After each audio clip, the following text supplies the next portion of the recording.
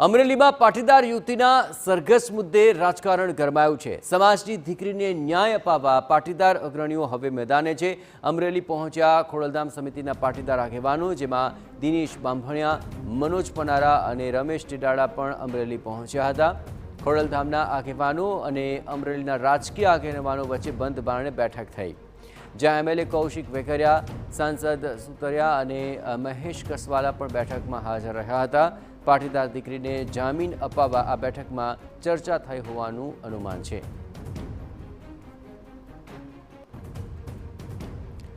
બંધ બારણે આખરી બેઠકોના મુદ્દા શું હોઈ શકે તેને લઈને હવે રાહ જોવાઈ રહી છે, કારણ કે પાટીદાર યુવતીના સરઘસના મામલે હવે રાજનીતિ તેજ થઈ છે। વધુ વિગતે વાત કરવા જોડાઈ રહ્યા છે ટીવી 9 સંવાદદાતા જયદેવ કાઠી। જયદેવ, આખરે ત્યાં પાટીદાર અગ્રણીઓ આવ્યા છે, બેઠક થઈ રહી છે, કોઈ મુદ્દો સામે આવી રહ્યો છે? આખરે બેઠકમાં કયા મુદ્દાઓ પર આમ સહમતિ બનાવવાની પ્રયત્ન થઈ રહ્યો છે?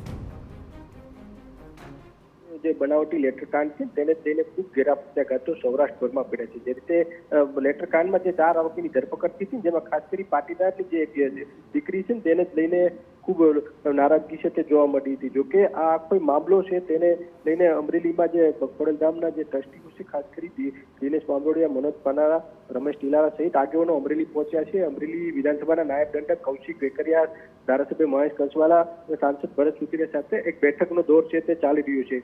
ખોડલધામના આગેવાનો અને પાટીદાર આગેવાનો અને રાજકીય આગેવાનો છે એ વચ્ચે બેઠકનો ધમધમાટ ચાલી રહ્યો છે કે આ જે દીકરી છે ખાસ કરી તેમને ઝડપથી જેલ મુક્ત કેવી રીતે થાય તેને લઈને પ્રયાસો છે તે હાથ ધરવામાં આવશે। થોડી વારમાં પ્રેસ કોન્ફરન્સ છે તે કરી રહ્યા છે।